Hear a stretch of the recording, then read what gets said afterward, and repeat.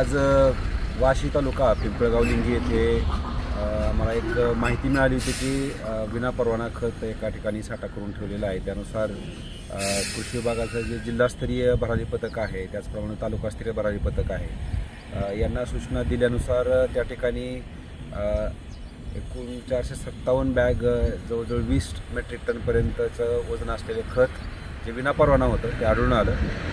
त्याच्यानुसार आम्ही भारतीय न्याय संहिता, त्याचप्रमाणे खत नियंत्रण आदेश 1985, जीवनावश्यक वस्तू कायदा 1955 याप्रमाणे दोघांवर वाशी पोलीस स्टेशन येथे गुन्हा दाखल केलेला आहे आणि पुढील कारवाई सुरू आहे।